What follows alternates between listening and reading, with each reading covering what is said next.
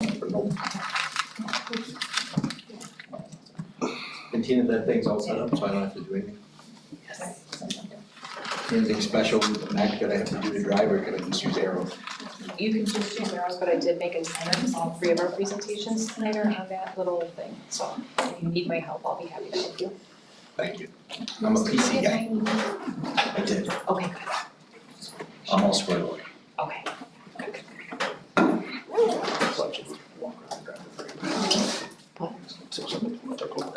Oh, I think you guys. thank you.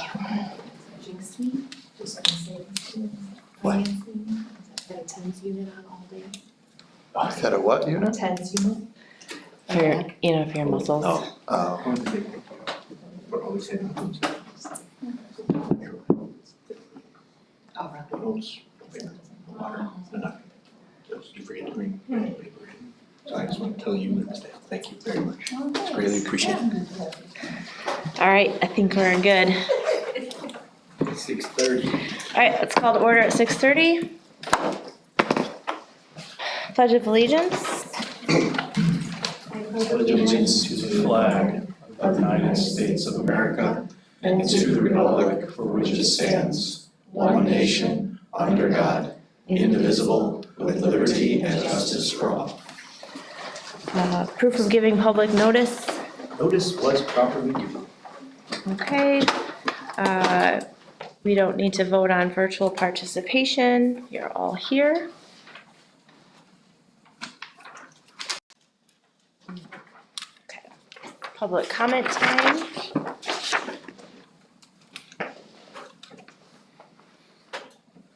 Okay, Courtney? Hi, I'm Courtney Marshallek. I'm the trifecta. I'm a parent, a resident, and an employee.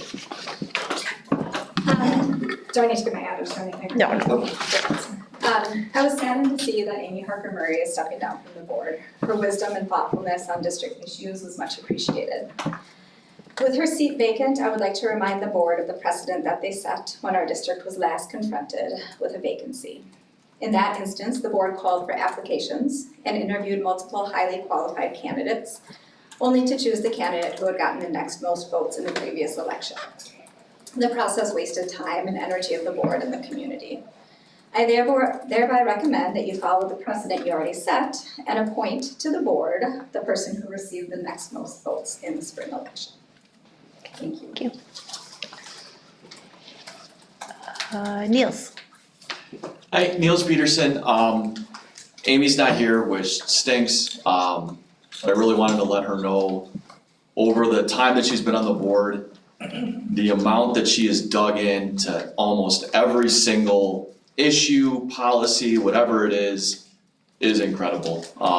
Absolute model for any board member to follow. And I wanted to tell her personally how much I was appreciative of the diligence that she had and how serious she took the role.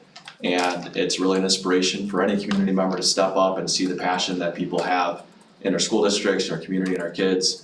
And it's an inspiration. So Amy, if you're watching this, thank you. From all of us. Darcy? Want to stand? No. Okay. It's well needed. Just kidding. Darcy Topchak.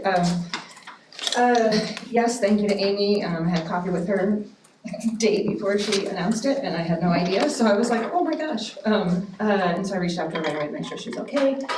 And two, when I was looking for the vacancy announcement, it was very hard for me to find. I thought it was gonna be like on the school board page, but I couldn't find anything on the school board page. I finally found it under something called Family Resources, I think, and then there was a link to a Facebook account or a Facebook posting, and I couldn't, like, if you don't have Facebook, you can't read it necessarily, I think. So I was just gonna say, maybe you guys could put that elsewhere. But also, to echo Courtney's point, I know that I definitely exchanged emails with people after the last vacancy, and because during the actual interview process, nobody really specified why they wanted to pick the person that they were, except for the fact that he had just run and just had gotten the next amount of votes. So I know that a member of the board was interviewed and is on record to say that that was in fact what they were doing, is he put his stuff out there, and so I, again, think that in order to not waste people's time, because it felt like a dog and pony show, really. It felt really uncomfortable, sitting there watching people give all their time and energy just for you guys to say, well, we're gonna pick this person because they have X amount of votes. Which is fine and dandy, but it would be nice if you just kept with that tradition then now, that precedent. And because I would not want to be the person who was like, oh yeah, please send me your information, tell me you're interested. And then it just goes that way. And so that would be unfortunate again. Thank you. Oh, one other thing, sorry. The board likes to set precedent. I've heard that come out several times, like I've heard people use that phrase. And so I really do think you should stick to that since you guys are claiming that to be a thing, and then I would really like to do that. Right, that concludes public comment. We have insurance presentation by Gottingham and Butler. Yes, Cottingham and Butler. Oh, Cottingham, sorry. No, that's okay. Cottingham and Butler. So as you know, I'll kind of talk as we go here. We are always looking for opportunities for the district to look at savings or anything that we can. I put out a message today to our staff that we are being told at this time that we are facing a 15% guaranteed increase. So we are looking at a couple of different options. And this meeting and next meeting, we will have, Cottingham and Butler will be here this month, and then next month we'll have somebody else to present. So today we have Matt Chadwick and Emily. I need to make sure this is sharing the screen.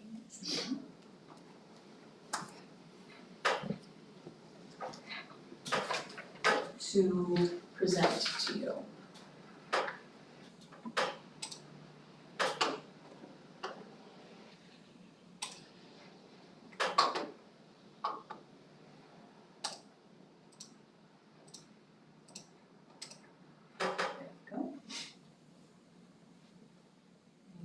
Matt Chadwick. All right, Do it. thank you. Well, I know everyone's excited about insurance. It's, everyone loves it. No one gets frustrated by it. So I'm actually honored to be here in the first school district that I attended when I was in Wisconsin. So Hartland North, class of '96. Yeah, so excited to be back on here. So Tina reached out to me and Amy reached out to me not that long ago and just said, hey, I want you to come with some ideas on insurance. And I think that the way that insurance has been done and talked about is fairly archaic, and we're at a really difficult point right now, globally, or not globally, but in the country when it comes to insurance. So what I have prepared, and I don't know if this is gonna be too much or not enough or whatever, but really just 4 main topics. Brief overview of who I am and the company I represent. What are the healthcare trends that are happening? Tina had made a comment that 15% is almost guaranteed, which if you think about, Rule of 72, that's gonna be doubling essentially every 5 years, right? Whatever the cost is. So this is a problem that we're gonna have to address, and everyone's gonna have to address. The analysis on the overall benefits. So we did a real high level piece of it, and then just if I were in your chair, what are some of the solutions that I would be looking to do, right? So really that's the 4 main pieces of it. And I know I got 15 minutes, so I'll try to hustle through some of this stuff, but just real high level. CMB, I'm based out of our Madison office. We are mainly Midwest. We have about 70 employees in Wisconsin. We have 1,300 employees throughout really the Midwest. Mostly it's gonna be in Dubuque, Iowa. But what I specialize in is complex self-funded groups, right? Groups that are 500 to 5,000 lives. And then there are some times with school districts, and that's how I have the relationship with Tina on some previous school district stuff. So I really try to work with groups that are looking to do a little bit more, getting a little more, unique ideas as opposed to just marketing every year and playing around with it. This is just what we do, which is a little bit different. So, most insurance companies are just gonna be in the top brokerage piece of it. For us, HR and compliance consulting, we have our own third-party administrator, so we understand how claims are getting paid, we have our own wellness company, we have our own technology company, we have our own total rewards consulting, which if you've known the phrase Carlson Getman, or that company Carlson Getman, they do a lot of public sector compensation consulting, that's part of our portfolio, right? So we look at things in a much different viewpoint. When it comes to trends on healthcare, this is really what's driving a lot of the conversation. Overall costs in 2023, they were up 6 to 8%. It's going to be 7 to 10% for the next couple of years. That's at least what PricewaterhouseCoopers is saying. It's going to be a baseline trend of 7 to about 10%. So whatever the cost was in 2025 will be 7 to 10% more expensive in 2026. What's driving that is a couple things.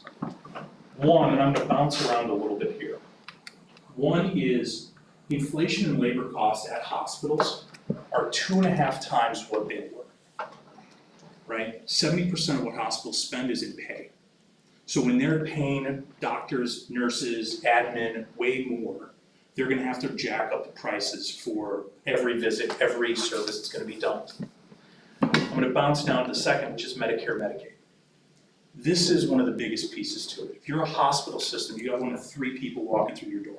You got someone on Medicare, someone on Medicaid, and someone on private insurance, like the district. Medicare will pay less than what is, basically they pay 20 to 25% of whatever the bill charge is. Hospitals don't make money on that. Medicare pays 25 to 35% of whatever the bill charge is. So if they bill $100, they're gonna pay $25. Hospitals don't make money on that. Hospitals will lose 10 to 20% just on the Medicare, Medicaid population. So what they do is they have to overcharge for commercial plans, which is ours, which is why in the state of Wisconsin, it's about 305% what we pay for the same service by the same doctor than what Medicare pays. So Medicare pays $100, we'll pay $305, because they have to balance out to a 4 to 6% profit margin for the hospital. And as more and more people are going into Medicare, you know, baby boomers are retiring, 10,000 retirees a day, and more people are in Medicaid, that is a higher population that is in this net loss perspective, and fewer people who are in the profitable perspective. So that is what is driving a lot of this. In addition to that, we have a lot of healthcare trends, GLP-1, Ozempic, right? And these gene therapy drugs that are hitting the market. Ozempic's $20,000 a year, you have to take it for the rest of your life. So there is no getting off Ozempic. Gene therapy drugs, they can cure things like childhood blindness, they're fantastic, but it's $1.5 million per eye. Okay, gene therapy drugs can go anywhere between $750,000 and $3.5 million. So these are hitting the plans, and when you think about, there could be a group down the street that gets, one gene therapy medication, and UHC or Anthem is going to raise the premium for everybody because you're all paying it together. Okay, industry consolidation is a big part of it too. So hospitals merge with each other, and that leads to higher prices. Industry developments, AI, surgical technology, all this stuff is leading to higher costs.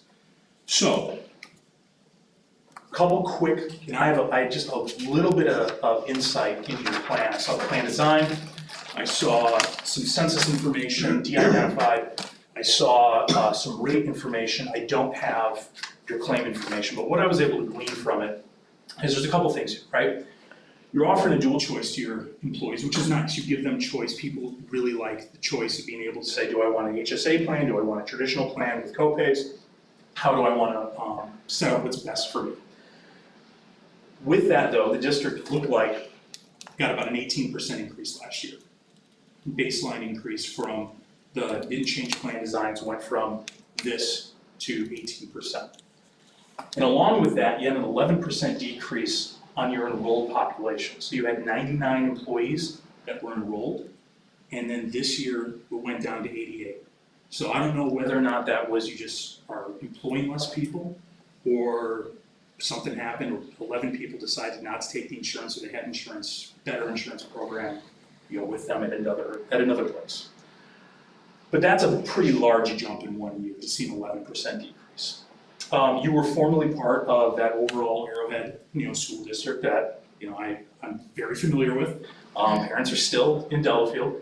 And then you have shown a desire to stay within the same network of providers. You're not looking to do what a lot of employers are doing, which is narrow that network down to say, you can only go Aurora Ascension, or you can only go Medical College Freighter, or you can only go Pro Health. You want to maintain that broad, right? So that's what I know so far about. Is that a fair surmise of what you were talking about?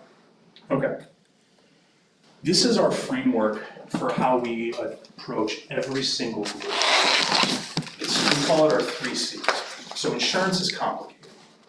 But what we do is we try to break it down to really like an arithmetic equation. And we ask the questions, and it's not good or bad, it's just where are you different compared to, say, your peer group. The way we look at it first is we say, what is the total number of employees that are benefit eligible? The first question is what percent of those people are taking the plan? It's called participation rate. So we want to know what the participation rate is. Next, we want to find out, of the people who are taking the plan, how many people are they bringing along with them? That's dependent ratio, that's including dependents, children, things like that. Once we figure that out, we want to know what is the overall demographic, because 85% of claims can be predicted based on someone's age, gender, and geography. So we want to understand what that is, because that's going to tell us what the baseline is, right? You're not going to have the same expected claims as a foundry, or a trucking company, or a tech, right? You have your own unique claims. How are you consuming care? What is the charge for the insurance, both on, if we can find it, medical as well as prescription drug, to see how are the rates relative to your risk. That's what we look at. And then how do we split the plan up? We split the plan up in a couple ways. One is the employer contribution. That's how you share the employee monthly premiums. And then the plan cost percentage, which is the richness of the plan, right? So that is going to be how much people have to pay in deductible or co-pays or co-insurance. How am I doing on time, by the way? I feel like I might be a little bit out there. Okay. You're good. So the summary on this is, now red is above benchmark, green is below benchmark, yellow is kind of at benchmark. What this is saying is that compared to your peer group, which we put at Wisconsin public sector, you're spending about 18% more than what the average Wisconsin public sector group would spend. So if we go down the list, this is just based on, I think the last census I had showed like 115 total employees. So if we have 88 people into 115 total employees, about 76.5% participation rate. Average benchmark is 82%. So that's showing if you went up to 82%, you would spend $131,000 more. Does that make sense how the numbers work on here? The big one that stands out is your dependent ratio. Your dependent ratio is total number of insured bodies, so dependents, dependent spouses, dependent children, divided by total number of enrolled. The public sector is at 2.64. You're at about 3. The private sector is 2.0. So for every one person that you have take the plan, they're bringing 2 more people along with them. If you go go down the road or down to 83 and you see the business parks there, for every one person they have taking the plan, they're bringing 1 other person with them. So you're insuring 88 more people, essentially think of it like that, as your typical 88 person group, and each one of those people costs money, right? So we look at your allowed claims, this is just your premium. I wasn't able to take a look at your claims, but based on your demographics, based on your geography, based on your gender breakdown, we thought about $7,400 per person per year, and you're at about $8,100. What I don't know, and this is for your current partner, is what's driving it? Is it your demographics that are driving that, or is it claims that are driving that, and what can we do in order to help that out? Okay, but the big one is that dependent ratio. That's one of the largest ones that I've seen. What that tells me is that when people have access to the plan, they're taking the plan. And they're bringing their dependents and everyone along with, which is fine. This is part of what public schools have been known for. Part of the problem with that is that employers know about this and they are dumping their responsibility off to the public schools to take care of it. They know, hey, if I have an employee and that employee has a spouse that works for the district, I don't have to offer as good of benefits. I can cut my benefits because I know they're gonna take the school district's benefits. And it puts more onus on the district, and it hurts, teachers, because a lot of the increases that come up eat up a lot of the increases that they're gonna get in salary, right? So that's pretty much what, high level what that means. In terms of the cost sharing, your cost sharing is right in line. Plan cost sharing percentage, you're picking up 87.8, that's the richest of the plan, is a little bit richer than your average public sector plan. This includes the HSA seating. And then employer contribution, you're a little bit below that, but a lot of it has to do with the fact that you do a 20% cost share on one of your plans and a 15% cost share on the other one. And a lot of the public sector are still doing that old 12.7% spread. Does that make sense? Any questions on this? And your opportunity there, is that opportunity on a comparable plan, or is that opportunity to incorporate a change in, you said we have kind of like Yeah. broader options. So what that number is getting to is saying if you were to get to basically what the benchmark is, right, get to that level, that would be worth about $370,000. And but is that changing plan, or is that just No. getting some, okay. So That is if you were to get to those metrics, Yeah, got it. get to what the average of averages. Thank you. So, can you get there? Can some people get there? Maybe. But really, where you're gonna focus on is I would say one of three areas, because this is where healthcare falls. One is the enrollment. In the past, it used to be just people only got offered coverage from their own employer. And now there's like 6 different ways people can get group coverage. It's one of the big untalked about things. It used to be just the only way you got healthcare was through an employer. Now there's a bunch of ways that people can get healthcare, and a lot of times it's a lot cheaper. So how do we incent? How do we protect against that? That's the enrollment piece. That is something that we can do today. Then it goes into the purchasing piece of it, which is, does alternative funding make sense? Does not paying into an insurance company make sense? Does taking on a little more of the own responsibility on the people here make sense, right?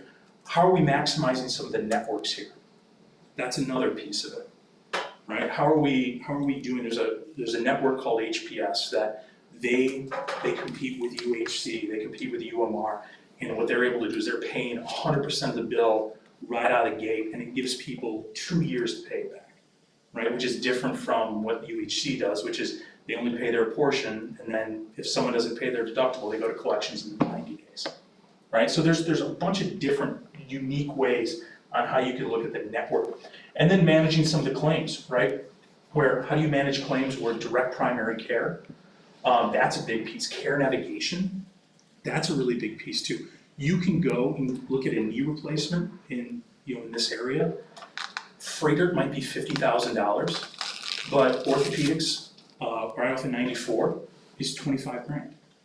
So how do you direct people to go to that network, to that location, and save the $25,000 difference, as opposed to going to Freighter or going to Aurora? Okay? Those are the big things that people are looking to do, and then that gets into things like captives and other strategies that people can get. But it all is about these are where you're going to want to spend a lot of your time: enrollment, purchasing, and managing claims. So in terms of the enrollment piece, one of the things that's unique about us is we developed this plan called Family Advantage Health. And a lot of you are probably familiar with like a pay in lieu of benefits, right? Like, hey, if you don't take our plan, we'll pay you money, okay? And that's been done. This is a different way to do it. And Tina and I rolled this out at our last employer, and it's going to be close to a 7-figure savings for the district, and it's a win-win for the employee too. So what the deal is on this is it says, hey, if you're an employee here, and you enroll in your spouse's plan, we're gonna pay 100% of your deductible, copay, co-insurance. You're gonna get 100% plan, $0 deductible plan. Right? And we'll give you money for every person you take off the plan with you. So if you have a family of 4, you can get $50 a month. Right? So $200 a month, and it doesn't matter what the deductible is, we're gonna reimburse that full amount, so you get a $0 deductible plan. Now it's not we're kicking you off the plan, we're incenting, we have an incentive for you to get a $0 deductible plan. And financially, it's beneficial for the district. So the district, if you got 9 people, 9 families to take that plan, even with all the pain of the claims, even with the pain of $50 a month, you'd save $121,000 net. Okay? This is the kind of, so these are the kind of things that we're talking to other school districts on. We have 2 of them that are currently using this. We got some other ones that, they don't want to do it, which makes sense. But these are the roads that they're going down. We have about 24 total groups that are using this, and the savings is about $10,000 per employee per year. A little bit less, yes. Is this exclusive through your agency, or is this just a plan that you help us navigate to implement? So it costs a heck of a lot less if we are your consultant to use this plan. But we could set it up without being consulted. It would just cost, it would cost you more in order to access it. Okay. Okay, but this is something that we developed. We have ownership of it. The administrator is our sister company, so we're able to offer this at a much lower price point if you were our client than otherwise. So then, does your office handle all of that as well? Mhm. It's not something that falls on the staff here? Nope. Okay. Nope. Handle it all, all right? Thank you. So this is, it's, the math just works out, right? So the more people take it, the more it's gonna be, the more beneficial it's gonna be for just not only the district, but the people who take it, the overall budget of the district, because it's just spreading out that risk across group employers and not taking it all on and forcing those increases through employee contribution plans. Okay, so this is about $7,000 here for the employees that are doing it, but we got 30 groups that are on it. This is actually from a school district employee, just a nice setup here. Husband and I really appreciate the Family Advantage Health Plan for our family. A lot of medical bills this year, helped us out. Like that's the kind of thing where it's nice to have. You're offering a good benefit for people that probably hasn't had a story in a while. The other one too and this is a little more, I would say this is a little more aggressive, but I know for certain that school districts like Racine, and Kenosha, and some of the ones in northern Wisconsin are doing this. So this is making your health plan secondary. The concept of this, and if this is about cost savings, because we're looking at a large increase this year.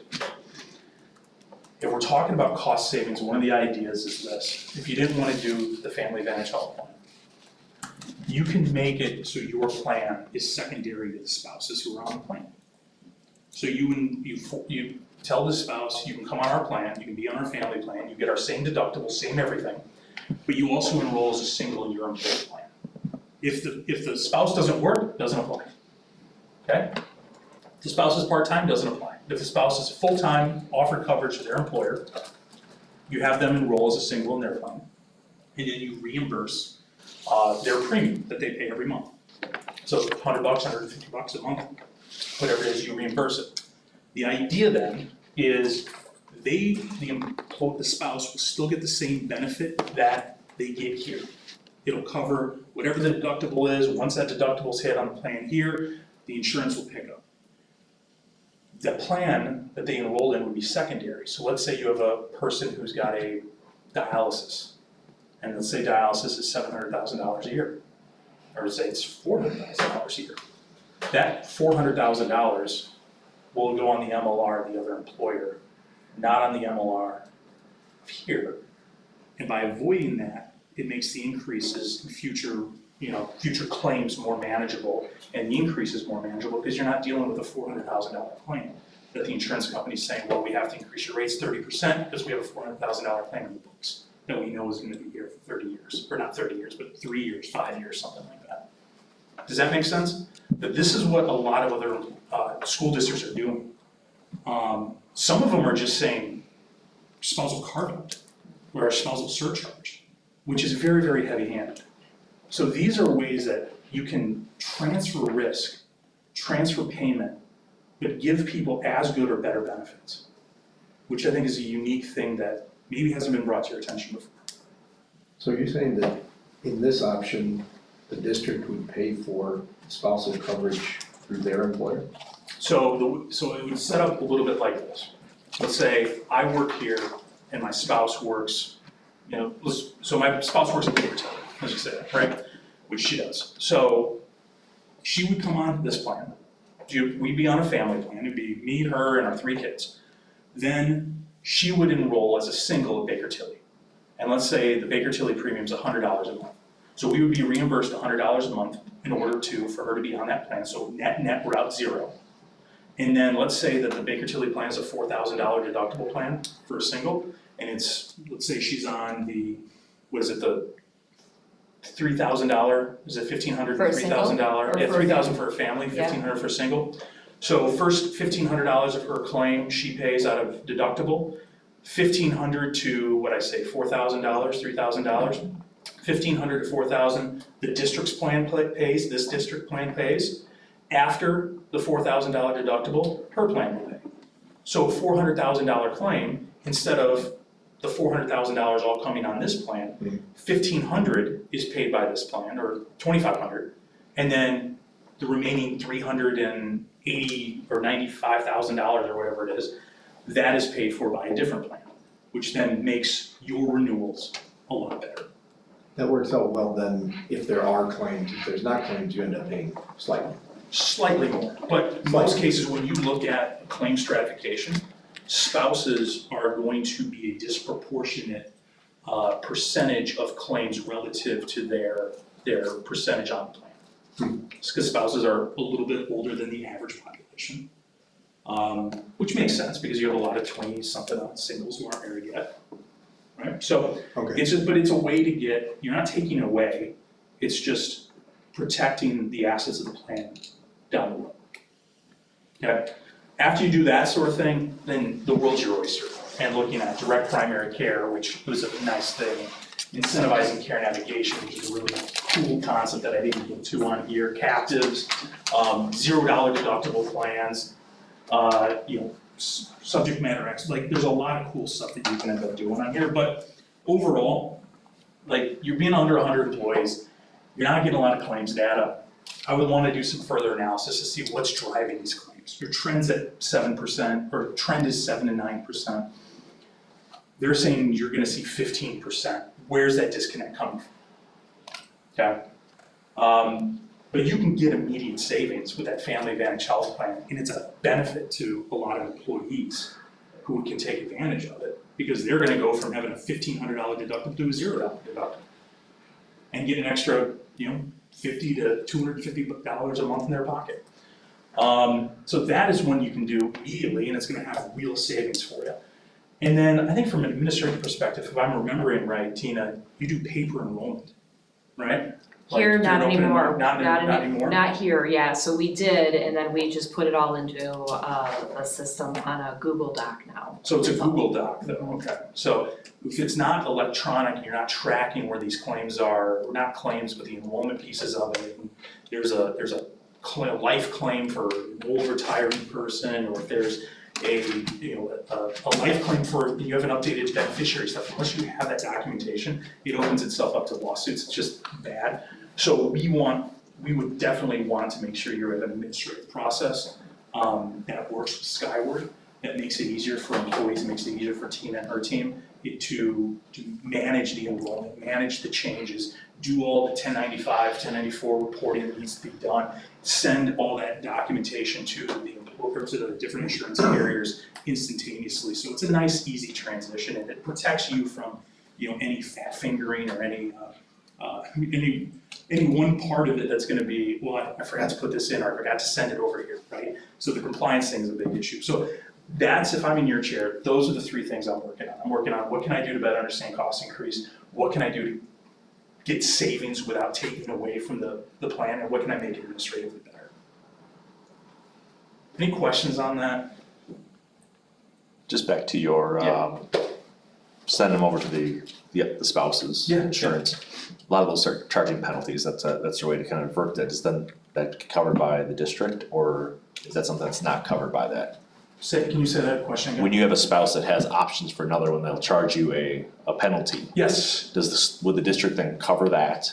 that's As well. that's part of what that $50 per member per month thing is to help offset some of that. Cause the math will work out is, let's say it's you're charging your employees for family coverage, what is it, it's 20% on, so maybe $350 a month, something like that for plan for family, give or take. Sure. Probably, okay. So the average, let's just call it, is $500, and let's say they have a $200 surcharge on top of it. So you wanna look at what would the total be? So you're looking at what are we reimbursing for claims? And it's a voluntary program, by the way, no one has to do it, it's a voluntary program. So the idea too would be, when you're saving in claims and your deductible copay coinsurance is gonna offset what the premium's gonna be, but then to make it easier for the people, not we're gonna give you $50 or whatever it is per person more who jumps off the plan. So even with that, it's called $200, that could all be eaten up if it's a family of 4 and you have that $50 per month, $200 that's being paid in payroll bonus. That could overcome or at least come much of the way to that working spouse provision. If it's a spousal carve out, if it's a larger group in a self-funded plan, that's a different story, they may not be eligible for it. Or we've had a lot of situations where the spouse goes over, but the employee stays here as a single, which is fine. I think I would speak to this just in the fact that I was absolutely a part of this process in Janesville. And there are people that aren't gonna qualify for it, right? We've got married couples who are both teaching or both working in the district, they wouldn't qualify for FAHP. And it may not make sense to everybody, right? If the carve out is too large and we're not gonna be able to incent enough. This really is just to pick those people who are in similar situations and we're like, your deductible is $100 cheaper or $500 cheaper, we'll go to that plan, right? Or whatever that might look like. Or if there's a network difference, that's another one too, where it's like, specialists. if someone's like, well, my spouse only has a plan that covers medical college and I wanna go to Aurora, I don't wanna go to that plan. So usually if we can get 10% of the population up to maybe 30% of the population, it's a big win. It's a big win. It's a win for everyone too. Are there any penalties with being below a certain number in participation? Or once you're under 100, whether you're 75 or 80, manage, doesn't matter? I don't think it matters. I think it's interesting, Matt keeps talking a little bit about claims data, and it's hard for us to get claims data at all. Anybody who was here last year, you'll recall we were in a fight to the very end on trying to get any kind of information as to why we originally were at an increase of nearly 24% and fought it down to the 18% and just kept going back and saying, no, we can't do it. So I don't know that I think it's interesting that we dropped from 99 to 88. That was new information today that I was like, I wonder how that happened, if it was because we had such a big increase last year. But I definitely think that the care of the employees, I heard it loud and clear last year, and that we are not looking to change the plans. We've got people who are on very specific plans for varying reasons, and we want to make sure that our employees are taken care of in that. But this definitely, from an FAHP point of view, this family advantage, it made a big impact where I came from, so that's what I can speak to. And a lot of it too is, unfortunately, as employers in public sector especially, it's pushing against the tide, right? Like, your total spend is $2 million a year, and if we, the way the insurance companies and hospitals, they don't care, like, honestly. They see their profit margin as globally, not just based on commercial. it's gonna be $4 million in 7 years. It's gonna be, $16 million in 20 years, right? Like, it's just gonna keep going up. And part of it a lot of it has to do with the stuff that I talked about before. So the questions you're not gonna be able to negotiate with an insurance network and go, hey, it's $2 million. Do it for me for $1 million. Like, they're paying those claims. They're paying as they come out. So you gotta get more creative and you gotta get more tactical and surgical with where you are finding this money. And that's why starting with the enrollment piece of it is where I would start. You wouldn't end there. You would want to navigate towards direct primary care. You want to navigate towards prevention, navigate towards care navigation, navigate towards eventually captives. But to start out with, if you can give someone a better benefit and save everyone money, it's a win. So a question with the Family Advantage Plan, how long ago did you do that in Janesville? 3 years. Throughout that, how many open enrollments did you get back into the system after they tried that? And how many stayed with that? We got more people who were currently waiving that signed up in order to jump on the Family Advantage Plan. We got more of those than people who tried it for a year and bounced. But every year that we've done it, we got more people who are on the plan. I know I'm not supposed to ask questions, but can you guys ask if there's a tax implication for the employees? Because it's a bonus, you said payroll bonus? Yeah, it would be bonus as payroll, so it'd be bonus as just a regular payroll bonus. So it would be taxable, but the reimbursements on the deductible, copay, co-insurance, things like that, tax-free.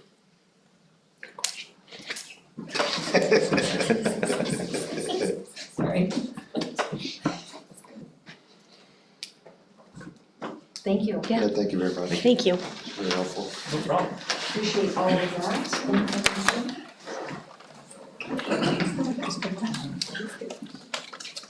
I think I went past the 15 minutes. Good stuff. Yeah. Good stuff. Appreciate you coming. Yeah, no problem, thanks for having me. Okay, we're moving on to the Student Services Report. It's going to be presented by Dinah, our Director of Shared Services. Student Services, I should say.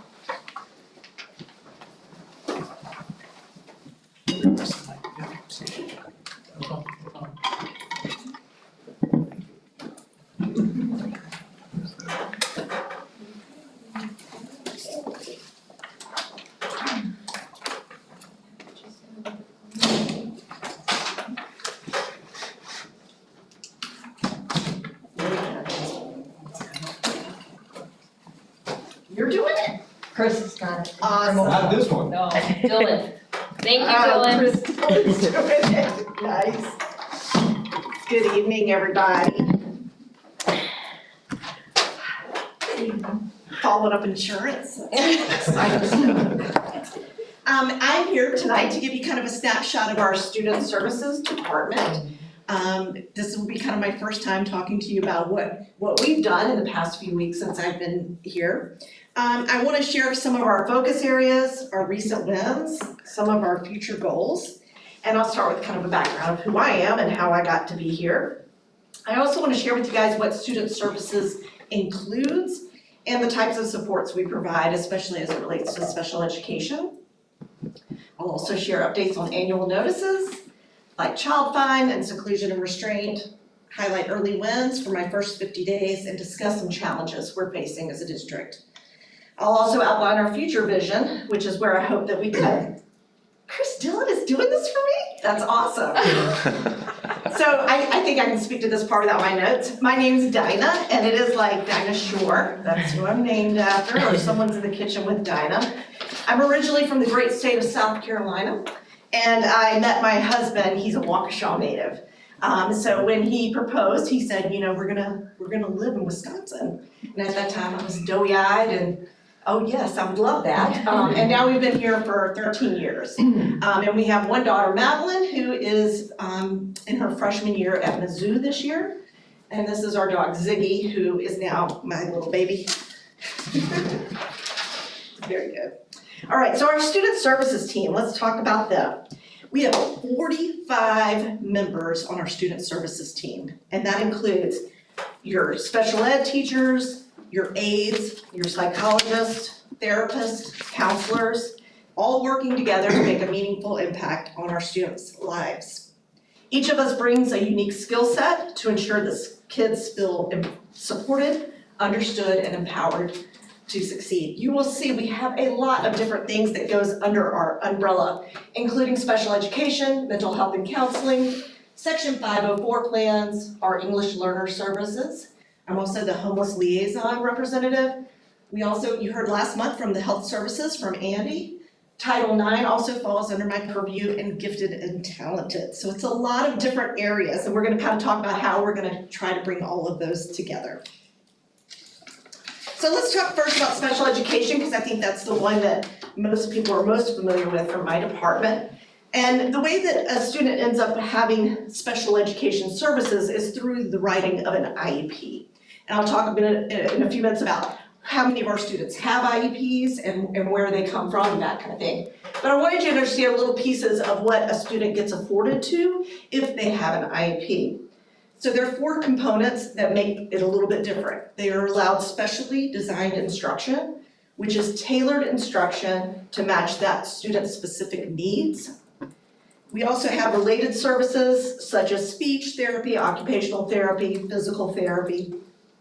Supplementary aids and services are those things that you probably see sometimes with special education, like voice to text or different kinds of resources. Other things, adapted materials or in-class aids that makes a student able to participate whole group. And then the last part is our program modifications, and that is we make curriculum adjustments and offer targeted staff training to create an environment that meets each student's needs. All right, so let's talk about, so this is in our Hartland-Lakeside School District. Well, in the state of Wisconsin, there are 13 recognized areas of disability. We currently at Hartland-Lakeside have 8 of those disabilities represented. What I have here is we have about 160 students currently with an IEP that we have. So I wanted you to kind of see the breakdown of where our kids are falling. Most importantly, because this is how we make determinations about professional development and what our kids need, that kind of thing, based on what we're seeing at the moment. And this is always kind of changing with each, it changes throughout the year. Right now, though, you'll see that about half of our kids are diagnosed under a speech language impairment. So that means they work with our 5 skilled speech pathologists on communication, those kinds of things. The next biggest category would be learning disability. And this is what you commonly heard of, a student who may have it in there's 3 or 4 areas in reading, or 3 or 4 areas in math, but a specific learning disability in one area that impacts their ability to get to that. Followed by, shortly after, is autism, which is, as you know, a growing category across the nation. We're not unique in that. We currently have about 23 of those 160 under the disability category of autism. Other health impairment includes other health things like ADHD that impact a kid's ability to access education, so they're qualified under health impairment. And then you also see emotional behavioral disability, which is another area where we work for fine support. Did you have questions about those? All right. I mean, this is just if somebody just needs to see a speech therapist for a certain amount of time, they're considered part of this program because they have an IEP. Correct, Got it. yes, correct. Even speech, all of those things are considered a student with a disability. Got it. So again, we're looking at about half of our population is currently in that speech camp. Mm-hmm. But all of these categories kind of work together, and so our specialists, you'll see, have different training that's for different areas. All right, let's talk about the annual notices. I know that's a good time, and you've seen a couple of those come down. So I have given 2 so far this year. I received the annual child fine notice, and I also gave the seclusion and restraint report for the past school year of 23-24. And last year, we know that Hartland-Lakeside reported 8 incidents of seclusion and restraint. And in my first 50 days, I've implemented 3 key actions to try to reduce that number moving forward. In August, I trained all 40, or I had trained, I did not train. I had my entire staff trained in crisis prevention and intervention, which included behavior de-escalation, safe intervention, crisis documentation and follow-up. I also had Matt Bell from Boardman Clark provide guidance on the legal requirements of seclusion and restraint and the importance of functional behavioral assessments and behavior intervention plans to address behavior proactively. And then I, of course, submitted that report to you from 23-24 so that you guys know what we've got going on. We're transparent with you about what has happened. The child find notice is a little bit of a different thing, and we do that, that's mandated by federal and state law. And the idea behind child find is we make ourselves available that we can actually evaluate a student in the community that may not be our student per se. Like they may not be enrolled in our building, but they're ages 3 through 21 and they, by address, are in our district. So we do twice a year, we do kind of an open evaluation where people can bring their young people, usually is who it comes in, or early ones, to be evaluated to see if they might meet criteria. Over here. All right, so a couple highlights, a couple of the great things that I have seen just since I've gotten underway. The first I want to highlight is this idea of peer modeling. Our peer modeling happens between our early childhood and our 4K students. And what Abby Lewis has done is she has partnered our students without disabilities with students with disabilities. So they're able to share, talk about things together, and really those peer models give them a learning experience that they probably wouldn't have otherwise because it's coming from a peer. Also our LEAP program, which stands for Language Enrichment and Phonology program, along with our stuttering workshops, provides critical support and specialized resources to help students overcome communication challenges and strengthen their skills. And then finally, my functional skills. The coffee cart is a great thing. So we're doing some really interesting things at the middle school, such as the coffee cart and functional cooking classes and other hands-on experiences to make sure that we're teaching our kids those valuable life skills that will take them beyond the classroom for sure. In talking about these cool things, I want to give acknowledgement to Michelle Schmidt, my predecessor, because all of these things were here, and she's given me a really great start by having a really solid foundation for me.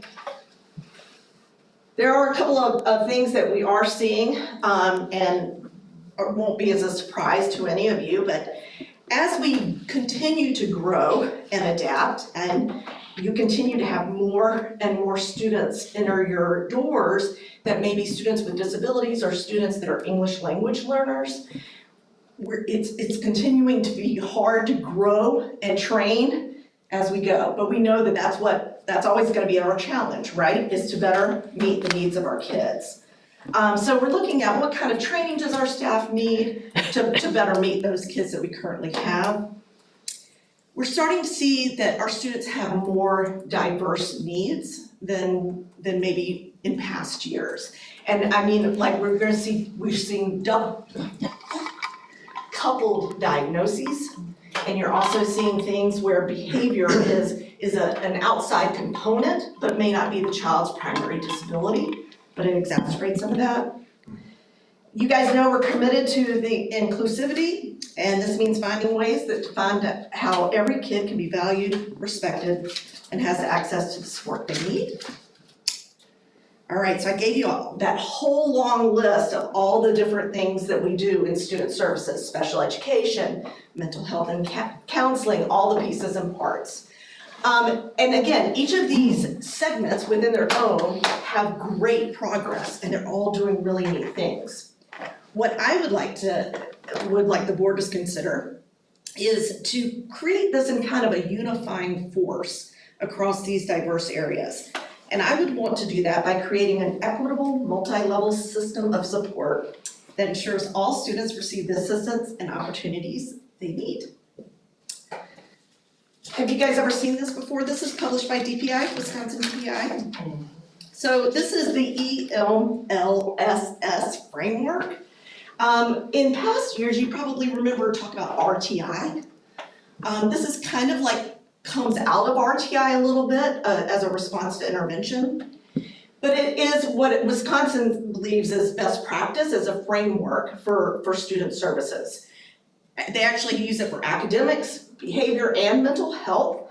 You guys, the academics is all squared away, it seems like here. So my focus is how am I gonna roll all of my pieces of student services, of behavior and mental health into this system. And I wanna kind of do that by taking a group of about 6 people in December, and we will go to a training so that they can figure out what is this framework all about, and then have an opportunity to actually map our current system in that, so that we're able to identify gaps moving forward. Be about a 3-year plan. I've done it before in a totally different world, but I think that it would be the best move for us moving forward. So that's a little bit about what I want to kind of do over the next few years. One of the things that I'm trying to do right now is to get a deeper understanding of our kids, our English learners. We've done a really nice job. Beth Stone and Jessica Walter have done a great job in identifying our kids and determining who we have as English learners. And next month I will administer the access testing, which is their language proficiency. Most of our EL students are Spanish speakers, but we also serve students who speak Polish, Arabic, Chinese Mandarin, Hakachin, Slavic, and Japanese. And while we do have that strong identification process in place, my focus now is on building a more robust support system for our EL population. I wanted to give a shout out to the board for supporting us in different professional development opportunities. We've been able to go to all kinds of different things. You guys sent me to the 50th Annual State Superintendent's Leadership Conference for Special Education and Pupil Services, long words. The Lunch and Learns, the legal pieces, I'm grateful for that. Also for my team members, we've been able to do the school-based OTPT conference, of course that crisis intervention and prevention training, and FBAs and BIPs, so I appreciate your help and your support in that. This part I have to just say, so this is only my second opportunity in my career of 25 years to be a part of a blue ribbon school, and to come in on a school that has such a foundation is just really a treat. It is just an honor. What questions do you guys have? I ran through that really quick and really fast. On the 3-year program that you were looking at, can you tell us a little more about what that would involve as far as the training and then what gets implemented? For sure. Let me just get my notes for that, Chris, to make sure we're all on the right. That's the DPI wheel? Yeah, that's the DPI wheel, and I kind of broke it down by this year, thinking that we would kind of assess whether or not this would be the right fit for our school district. Again, it's Wisconsin's vision, but it may not be the best fit for you guys. So just that conversation of, is this the right move for us, is what I thought we'd be doing this year. Understanding, again, what it would be like if we mapped our current systems within that. So having the staff kind of map that out. Next year, I would hope to do leadership teams and create data systems, audit resources, and kind of pilot on a small scale what kind of that team would look like.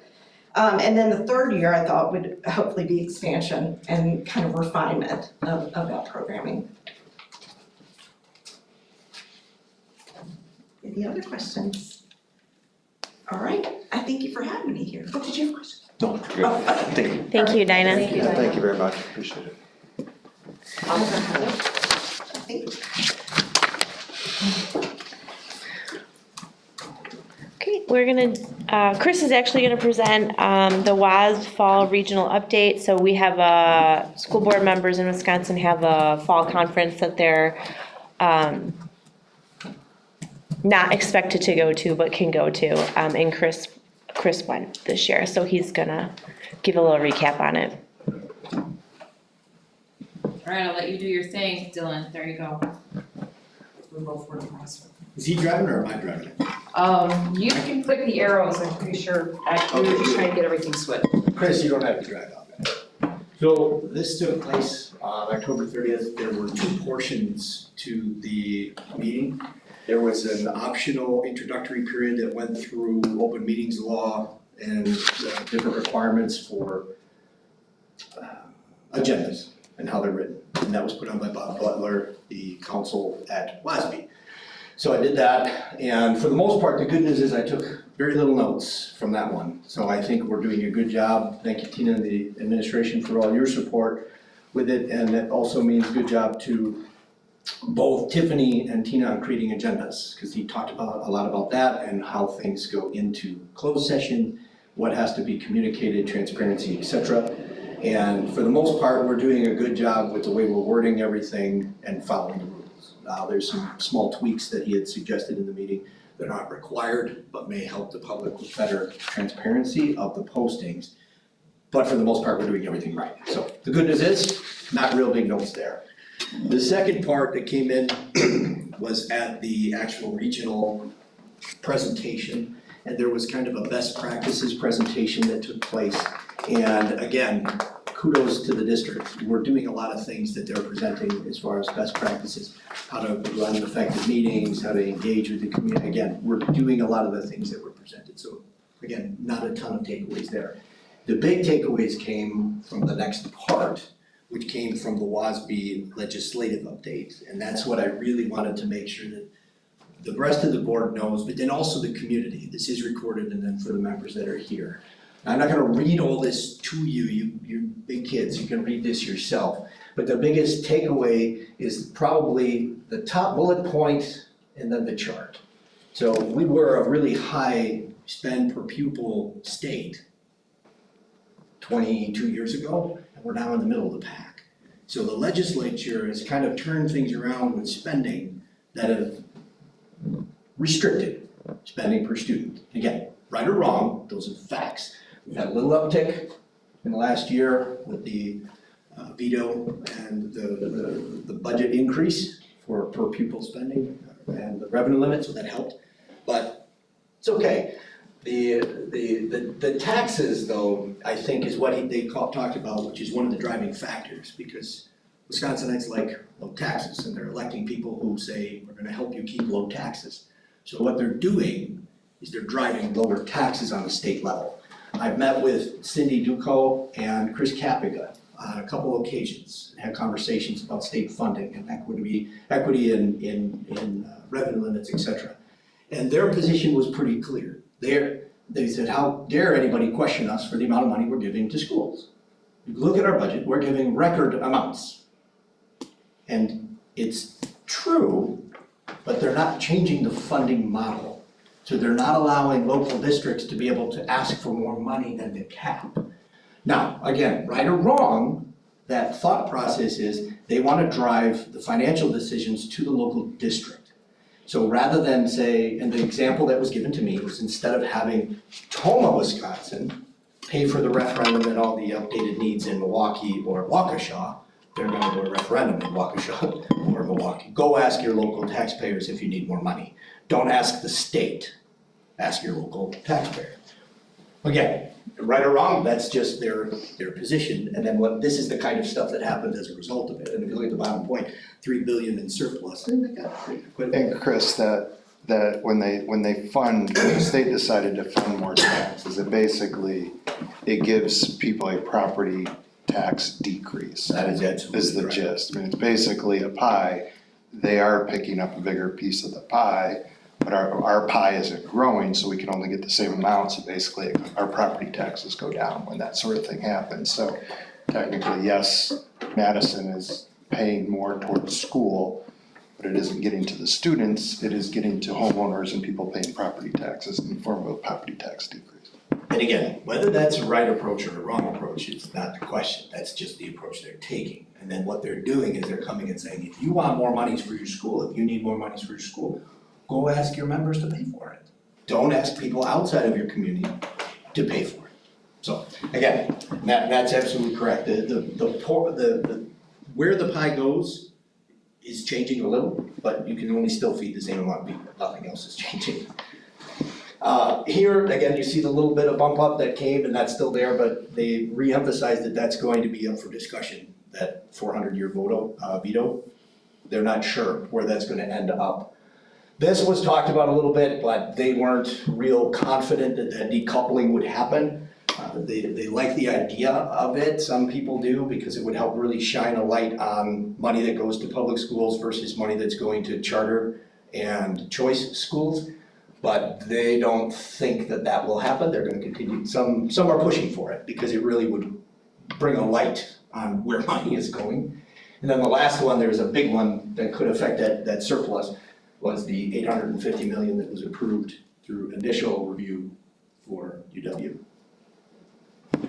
This one is where WASB's position, and by WASB for anybody in the audience, Wisconsin Association of School Boards, I'm saying that because when I came and sat in those chairs and people said WASB, I'm like, what the H is WASB? I had no idea what that meant, Wisconsin Association of School Boards.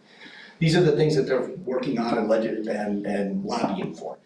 And I think the top one is a really great goal, and after you hear all the wonderful things that Dinah just presented, it would be desperately needed. I don't know if it's ever gonna happen, but there'll be a slide coming that shows a little bit of optimism, so hang in there a little. But it's to help with special education reimbursement. In this district, 160 children are with some sort of extra education and extra help. There's a cost to that. And so what they're lobbying for is to see if more money can go to that. You'll see where the funding comes in at that in a little bit. Most of this stuff, again, you can read this, but that was the real big one. This is the one where I said, but just wait, there's a little silver lining. And if you look at the historical trend in education and reimbursement for special ed, it is going up, but it's still, look at 31%.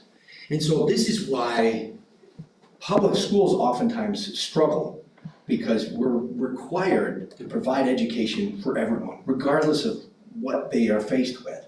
And sometimes those requirements come at a high price. And it's not bad, you wanna make sure everybody has an opportunity, but there's a cost. And so you've got on one hand saying, you gotta take care of the kids, but we're not gonna help you pay to do it. So that's the challenge. And so where WASB is coming at it is they're gonna continue to lobby with the legislature to say, listen, appropriate more funds towards special education, because that would really help the financial situation of many districts. Even if you're not doing a lot with revenue caps, at least help with this portion in reimbursement. And this one's just a nice visual. Again, you guys can see what it is, and it's just to show what would have happened if funding would have continued adjusted for inflation versus not. There's just a massive difference at where the increases have come versus what the effective difference would have been. Again, we all know that there's been no adjustments, no inflationary adjustments for years, and so the gap continues to grow. We're expected to do more and more with proportionately less and less. And then to couple it all off with a cherry on top is that this is their presentation and from their research, is that public school confidence is going down. Now, we still have a higher perception than some of the other avenues for education, but overall, it's at the lowest point since they started polling for the confidence in public schools. Now, I would like to think that our district is looked at a little differently. It's a very high performing, efficient district. We're in a good financial situation and we're doing exceptional things as we're here. But the overall outlook is not the greatest. Were those percents? What are the numbers? I don't understand the numbers. I'm not 100% sure what the numbers represent. If they're percentages, do they add up to 100? Let's see if they get to 100. They're trying to do Add them up quick and just see. 41, 42, it's getting close to 100. I don't know, it's quite there though. I just took away more of the conversational piece, that it's been a diminishing trend, unfortunately. Yeah, maybe it's 100. And then again, this last one, we're fortunate that we don't need anything at the moment, but it also tells you, when I spoke earlier about the legislative approach to funding, why this is happening. So in this past year, if you didn't know, 78% of referendums passed for local schools. So that's a huge number, 170. Now, some didn't, And again, depending on what it's for, that's okay. But the trend is definitely pushing money to the local taxpayers via referendum. So again, we're not there, but if we ever have to be, you can see that that's what's happening. And then this is the biggest thing is, it's not just on the referendum, but what can we do? And I think we've been talking about it as a board since Tina came, on what can we do to engage our community. Again, 25-ish%, maybe 30 could be argued to have a direct connection with the school. And then the 70% don't. So it's how can we continue to engage? How can we continue to get them informed about all the wonderful things that are happening here, so that should the need ever come for that, there's at least engagement and an understanding, so there's hopefully a greater success. And then the schools are the beacon of the community. They're the lifeblood. They're what attracts people to communities. So the more we can build trust and transparency, and again, my hat's off to Tina and everybody in the office. You've done an amazing job over the last couple years now of being transparent and really putting things out there, and it's appreciated. You can tell that the climate is changing. And that was one of the big things they talked about, was transparency. Sunlight is the best disinfectant, transparency. So I'm glad we're doing that. And then just continue to reach out, and I know that's on some of our goals, and we'll be talking about some of this through our strategic planning, but is to reach out to the people not directly connected, businesses, etc. Any questions on that portion? Yes. Not a question, but just if you ever have the opportunity in a conversation, because we did just receive from WASP today, the opportunity for some grant funding regarding exactly that, teacher training and recruitment, and it's looking like $1 million, but it's not for all districts. Was that limited? I saw that come up from Beaver's office, right? Yeah, so I just think, all means all, right? Like if we have to work with all students and all demographics and all kiddos, then I think the funding should be for all students and all kiddos and all demographics. I don't think that it should be a pick and choose. So if you ever have the opportunity to have that conversation, stick that in there, that'd be great. I will keep having opportunities. And then the last one, this is just a quick update. So if you didn't know, the community may not, I'm the WASB Policy and Resolutions Committee member. And so what this is school districts throughout the state submit resolutions to the WASB board to say, for consideration, either be a stance for what WASB stands for, or advocate to our legislatures for change. One of those two. It's either the membership believes in this, or please help promote this. And so I'm on that committee.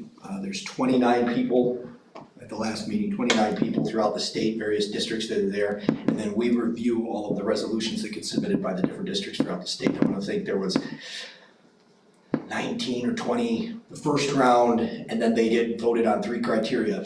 Are they, is it timely? Is it worthy of debate? And is it relevant? And at the last meeting, we got down to and if anybody wants to see the ones that are left, we got down to the last few, some of the changes that are went through. And what happens then is these resolutions go to the state convention in January. And then a delegate from each school board represents the district, goes, and then the delegate assembly, all those different district delegates vote and decide to either pass or fail a resolution, and then it gets adopted. So these will be coming to us, these resolutions, over the next month or so from WASB, and then it'll be up to us to review them, read them, and then as a board, determine whether or not we're in favor or against those resolutions. The other caveat, and it's just something that we'll have to talk about, is Amy Harker Murray was our WASB delegate beforehand. So we will need to do a replacement for that. I would happily volunteer to do it. I'm very much invested in WASB and being at the Policy and Resolution Committee. I'm already there as a Policy and Resolution Committee member. So if you'd like, I'm happy to take that responsibility on. But that is something we'll have to consider and then talk about those within the next month or so when they come out. On those things they're voting on, those resolutions. So that's basically, do we think of that as like a lobbying effort to the government? Exactly. Some are. Yeah, it's not like that. I know they can't put make into law. law. Yeah. It just basically means WASB is getting past that is backing that legislation and gonna try to go support it. Does anyone have a sense that, like, how many things did they throw their weight around behind every year? There's a lot. They take like a big 10, I think is what they said last time. These are the specific ones that are under consideration, but WASB has like a book, a resolutions booklet, a standards booklet of things that they either believe for or advocate for on a yearly basis. And that remains constant, and then they either modify it or amend it or remove things on a yearly basis depending on what the delegate assembly decides. Or if they're advocating for, say, a free lunch program for all, if it were to pass, then that comes off the book because it's already enacted. Does that make sense? But the booklet itself is pretty large. There's a They lot also in have the there. website runs with it too, and they track all the things that hit legislation or which books hit under what senators, so they track them all through that site too, John. Do you have any sense of how successful any of these lobbying efforts are? I don't know. This is my first year with it. Yeah. They have a large voice. The suggestion that it's a book means there may not be super successful. There's a lot. No, I understand that little there's things. there's kind of question when you approach something like that. It's like, do you push for like 10 things that are all good? Or do you like, we want these 2 things and we're gonna, it's just a strategy, and I don't know what strategy they employ, and I'm not saying which ones. That's a little outside of me. Yeah, no, it's I've been fine, I'm just more involved with it curious. for about the last year now, so. I think Tom Harder, if you look back at the video from Tom Harder's last time there, he was talking about it. And they got caught up in Yeah, it was- quorums and everything else going through this. They didn't get through the big list, so they Hot only had a mess. few they ended up sending through. So it gets a little bit convoluted, but they try to really focus in on a couple at least. That's what- That seems like a better. Yeah. 20 things, it's like every state senator can pick their one that they're interested in, and nobody rallies behind anything in this day and age. Yeah, and again, what the WASB group says, that one of the values of their membership and our participation as a WASB school district is that they represent a larger voice of the state, so that if we're in with them and we agree with them, their lobbying efforts in theory would be more successful than us and me, Chris Adsit, meeting with Chris Capia. Doesn't have much of a voice. I appreciate it. Any questions? Tina, any questions? Thank you, Chris. Yep. Well, you're right back up for your PPC report. So on another note, had some fun reading. It's amazing. If anybody would like to join the PPC committee, I would love to have you. It's fun. And the policies are invigorating, if you have an opportunity to read them, especially often. We went through, myself, Amy Holly, and Tina went through the 5,000 series and made notes. There's a lot, and there's a lot in them, there's a lot of choices in them. And what we're gonna do is have the administration go through them very carefully to align current practices and current policies, and then reflect them in the documents. The first batch that I got were more generic. There was a few that had been modified by the administration, but many didn't get there just because of the enormity of them. It's a very large package, very, very large, as you can see. I mean, this is no joke, this is small space, there's a lot. So it went through first read, we were able to go through quite a few things that are just easy passes, but then some where there's a lot of options, choices, and definitions from a local district. That's gonna get updated by the administration and then brought back to the next PPC meeting for then you to have an opportunity to read. Right now, you don't wanna read them. They're not ready. And that's it. Okay. Matt, Finance Committee report? Sure, we met Friday, we kind of had our traditional meeting, we went through spending, and everything was kind of in line there. We did notice that our kind of reporting package was actually missing some transactions, so we got that corrected. But again, we nothing out of the ordinary there.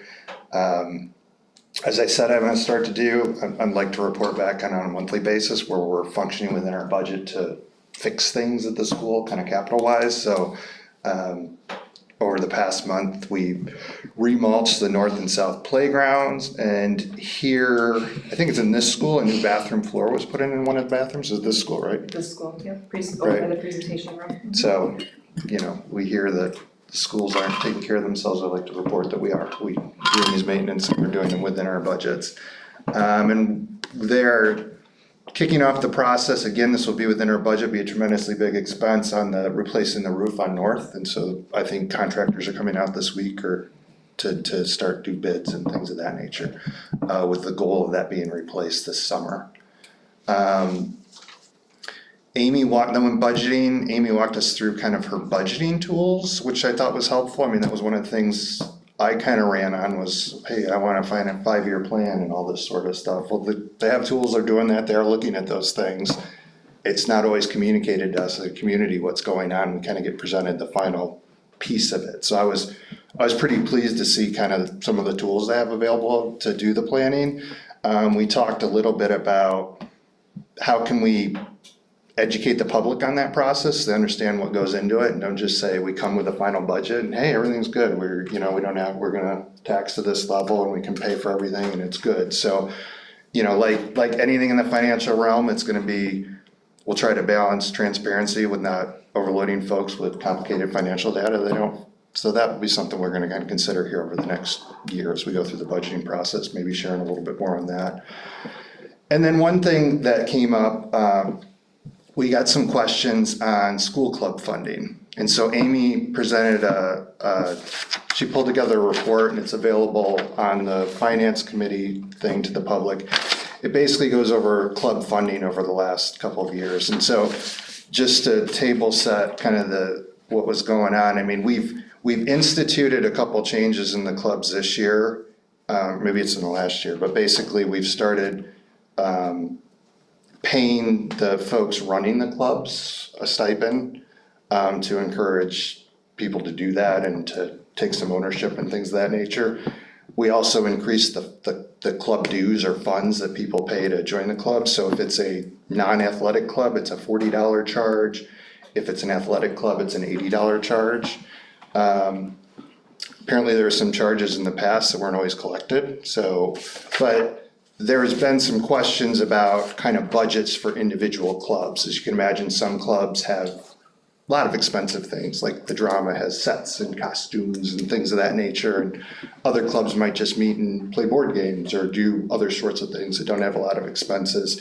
And so what isn't happening right now is that it's not like if you have like 10 people in your club and it's all $40 a head, you have a $400 budget for that club. There's no individual budgets being run for clubs. It basically all goes into one fund. And so over the last 4 years, basically, whatever dues we've collected have not covered club charges. And that's fine, it's not a critique because we think we should have clubs, but in the aggregate, somewhere between $25,000 and $40,000 of additional expenses beyond club dues is what clubs have been cost to run. So some clubs are under, some clubs are over, but there is substantial extra money going in there. So the school is not making money off these club dues. There is a talk of potentially, so people running clubs have a better idea of kind of how this is working, of maybe at some point putting together club-specific budgets so they can operate that with a little bit more transparency. But this, if you have questions on the club funding and kind of what it costs and stuff, this was on the finance committee. So I thought it was helpful to understand with the change what's going on and that. So I think, yeah, I didn't have anything else. That was kind of our meeting, so. Great. Yeah. Anyone? Okay. Move on to the consent agenda. We have employee personnel report, monthly voucher and purchasing card report, school board meeting minutes from October 21st, and meeting minutes from November 4th, as well as donations. Madam Chair, I'd like to make a motion to approve the consent agenda items. Let's second that. Okay. All in favor? Aye. Aye. Okay, consent agenda approved? Madam Chair, Yes. may I at least publicly thank the donation quickly? Yes. Just for anyone who didn't see or look at the notes for the minutes in the agenda, Price Engineering donated $700 for the robotics club. So if you're listening, thank you very much. We appreciate it. Thank you. Yeah, and I'll say those donations don't necessarily run through this financial statement, so there are some clubs that do individual fundraising, and those funds do directly go to that club. So this donation will go to the robotics club. That's awesome. Thanks, Pat. Okay, we have the second reading for the 7,000 series for the Neola policy stuff. Does anyone have anything? Before, I guess my question is, I was going through these and it comes down to, we put names and obviously titles, but there's names that are associated with it. What's the process when someone were to leave at that point in time? Would it then come back to the board to have to be reapproved to change the name on this? Or are we putting these in as provisions that can be changed? As provisions that can be changed as people are hired. And the only time that you'll see a very specific person's name is when it is law to have a very specific person. So for example, Amy Holly is listed on several different occasions because of the role that she plays.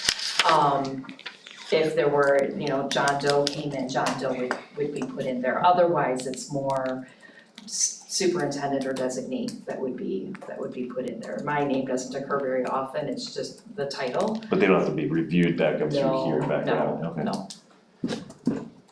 And there's a policy that covers that as well in the, I don't quote me, it's either in the bylaws or the 1000s. It's the 91,000, I was kind of looking at it, Yeah. I wasn't quite fully sure on the total, okay. The ones that couldn't change, Chris, are the ones where we call out the job position that's responsible for something. Because I know that there was quite a few of those in this new series as well, that we had to determine.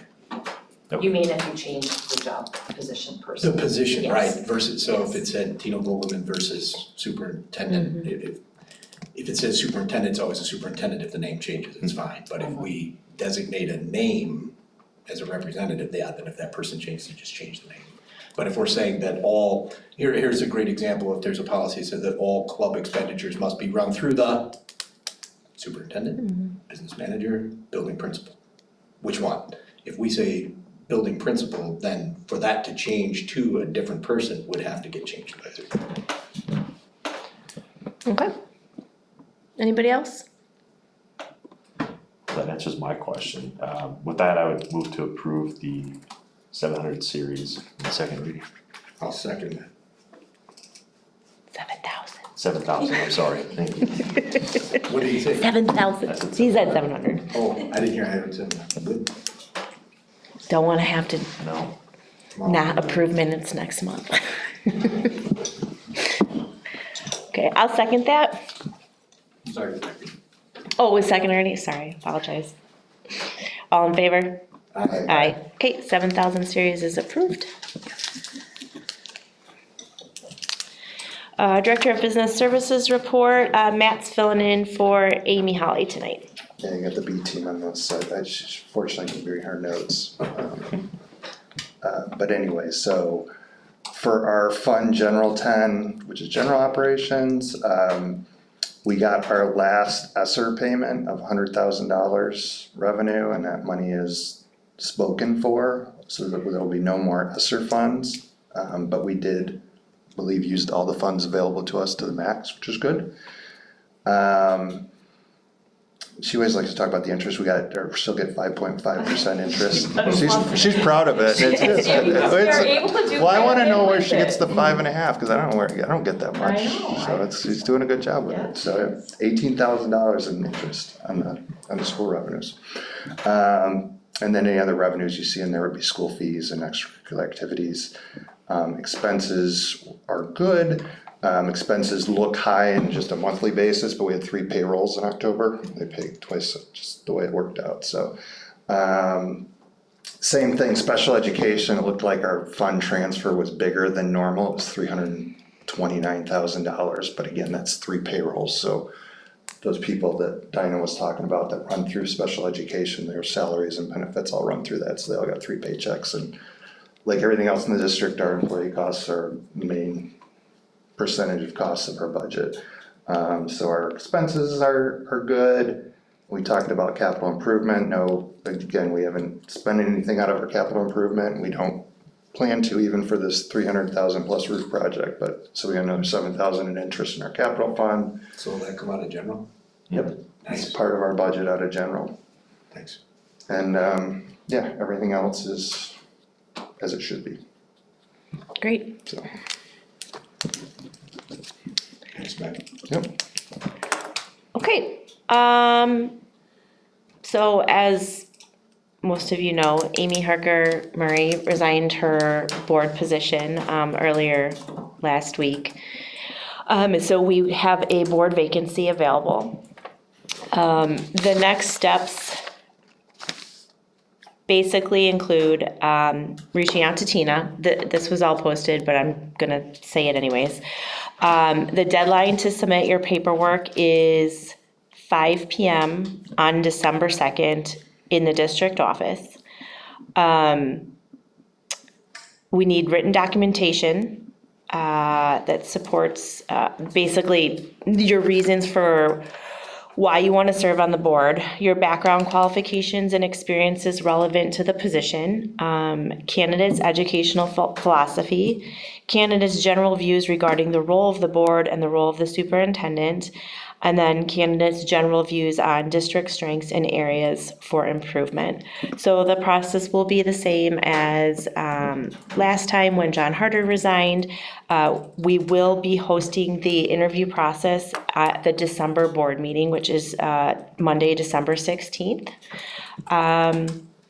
And we'll go from there. So I just want to say thank you to Amy. As a fellow mom, I know how hard it is and how spread thin, and I know you dads feel that way as well, but I know that it was a really hard decision for her, and kudos to her for prioritizing her family, even though I know her passion and heart is very much there for this role and for this district. So Amy, if you're watching, thank you so much for your service. Anyone else have anything to say? Thanks to Amy as well. I do have a question on the process. Sure. So we will appoint somebody at the December meeting and then they will start serving in the January? Would that be their first meeting or how's it? Well, actually, we can seat them at that meeting. After the. Yeah, we can swear them in at that Oh, meeting. and they can actually participate? Yeah. Okay, okay. Okay. Future board or committee action or discussion items. Anybody? So we would talk about PPC additional member at the next meeting. We have another person. Yes, so we will, in December, when we vote for the vacancy, we get that person on the board. That's another reason why it's probably in our best interest to seat them there that night. We will restructure for WASB and PPC. Okay. Okay, so future meetings, PPC? Check your own schedule. It'll just be something that I work out with the administration Okay. for now. Finance? We're set on You're that good with date. 13th? Yep, Okay. December 13th. We have our strategic plan community fair on Monday, December 2nd at 6:00 p.m. And then the school board meeting will be December 16th. The next board workshop will be January 13th from 5 to 7. So Danielle will be collecting all the feedback from the community fair as well as the staff meetings that she's going to be hosting for staff feedback on the strategic plan. She will be compiling all of the findings and reporting that back to us at the January 13th meeting. The workshop. Or, I'm sorry, no, I said that wrong. Not the workshop, the board meeting. Okay, because he is in Asia. Correct? well, I don't know what his timeline is, we'll figure that out. I did send an email a little bit Yeah, late in the day today, because she and I are meeting tomorrow, because we have a couple of different things going on with staff, so we'll, maybe we can. I thought she said that, hold on, I'm gonna look it up. I thought it was the 20th, I just spoke wrong.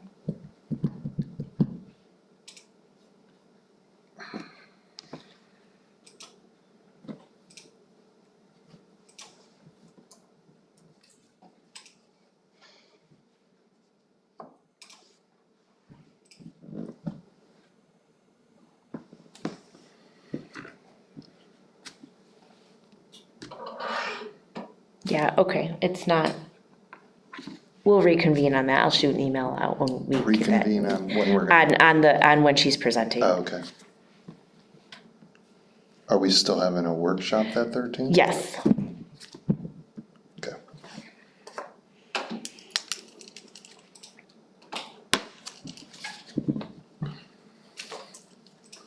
Okay. That's Alright, I would motion at this point then to move to adjourn to closed session on matters set forth. I'll second that. Let me know when you're ready, Chris. I'll make it up, don't worry. Who seconded? I did, Matt. Matt Schwab. Okay, so roll call. Chris, Yes. Matt, Yes. yes, Yes. Chris, okay. We are in closed session.